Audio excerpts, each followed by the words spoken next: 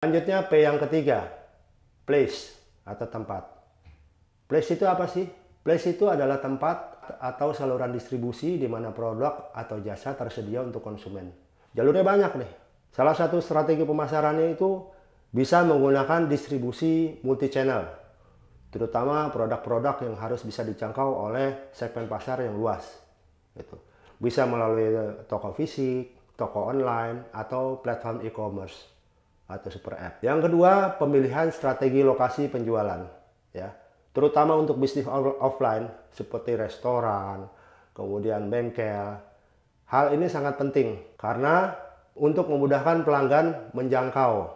Kemudian yang ketiga, strateginya adalah kerjasama dengan pihak ketiga, seperti distributor atau pengecer atau agen ataupun misalkan direct sales gitu. Itu strategi pemasaran untuk place. Selanjutnya P yang keempat, promosi atau promotion.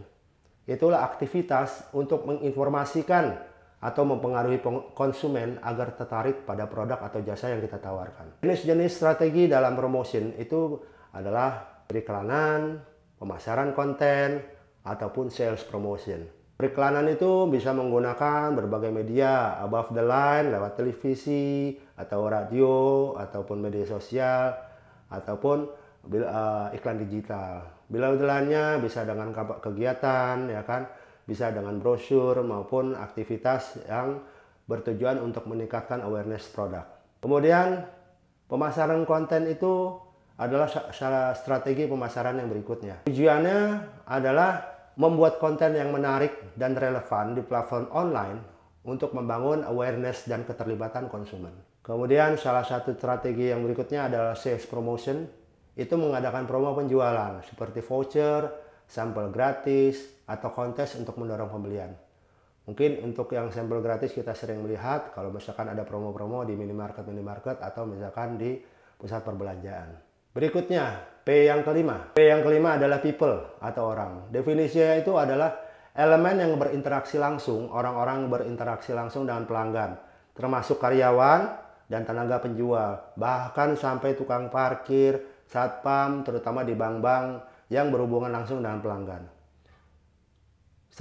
Strategi pemasaran yang dibutuhkan di sini adalah jelas pelatihan karyawan, kemudian penanaman budaya pelayanan kepada pelanggan, kemudian membuat sistem customer relationship management. Proses adalah P yang selanjutnya. Definisinya adalah sistem atau prosedur yang ada dalam menyampaikan produk atau jasa kepada pelanggan. Strategi pemasaran yang bisa digunakan dalam P proses ini adalah yang jelas adalah efisiensi operasional, yaitu menerapkan proses bisnis yang efisien untuk memberikan pelayanan yang cepat dan responsif. Kemudian bisa menggunakan otomasi proses, menggunakan teknologi untuk mempercepat proses seperti self-service atau pemesanan online. Yang berikutnya bisa menggunakan proses pembelian yang mudah.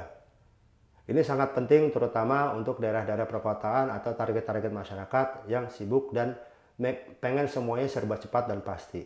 P yang terakhir adalah physical evidence atau bukti fisik.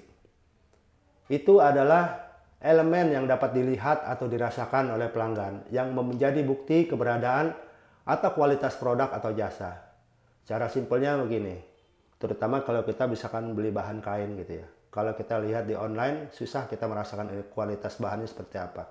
Jadi tetap mesti ada bukti fisik atau physical evidence. Strategi pemasaran yang bisa digunakan dalam physical evidence itu desain interior toko, kemudian identitas merek atau brand yang kuat, kemudian bukti kepercayaan. Desain interior toko sangat berperan penting dalam toko fisik karena desain interior yang nyaman dan menarik bisa menciptakan pengalaman positif. Mungkin kalian bisa ngambil contoh sendiri ya. Pengalaman berbeda kalau kita berbelanja di pasar tradisional atau di warung-warung tradisional dibandingkan kita pengalaman berbelanja di minimarket. Tentu interiornya itu sangat berbeda. Kemudian yang kedua, untuk identitas merek yang kuat itu menggunakan logo dan kemasan dan elemen visual lainnya untuk memperkuat citra merek. Kemudian untuk bukti kepercayaan bisa kita memberikan ulasan pelanggan, testimoni, atau sertifikasi yang dapat meningkatkan kepercayaan konsumen.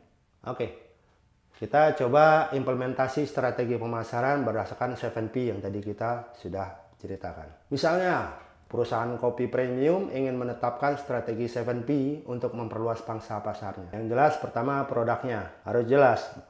Kopi premium itu seperti apa gitu. Kemudian ada berbagai pilihan organik dan kopi lokal dengan inovasi rasa yang menarik. Karena konsumen sekarang sangat heterogen kebutuhan dan keinginannya, terutama untuk cita rasa kopi. Yang kedua, price, menyediakan harga kompetitif namun tetap premium untuk mencerminkan kualitas yang tinggi dari produk tersebut. Kemudian P yang ketiga yaitu place, membuka kafe di pusat kota dan juga menjual produk di toko online dan marketplace. P yang keempat yaitu promotion, mengadakan kampanye media sosial dan program loyalty untuk pelanggan setia. P yang kelima adalah proses, menggunakan sistem pemesanan online untuk memudahkan pelanggan dalam melakukan pemesanan dan pembayaran. Ini adalah salah satu target customer experience yang disasar oleh perusahaan kopi premium ini. Kemudian people, yaitu elemen dan orang-orang terkait langsung, berhubungan langsung dengan pelanggan, terutama barista dan front end. Barista dan front end dilatih agar ramah dan memiliki pengetahuan tentang produk yang baik untuk memberikan pengalaman terbaik bagi pelanggan. Kemudian P yang terakhir yaitu physical evidence. Perusahaan ini menyediakan desain kafe yang estetik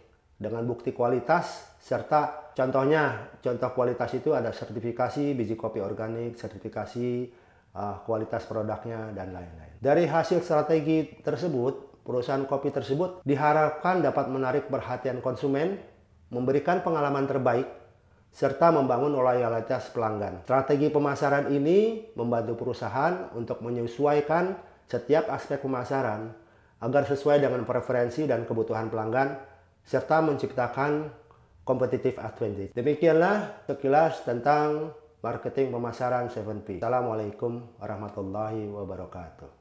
Terima kasih.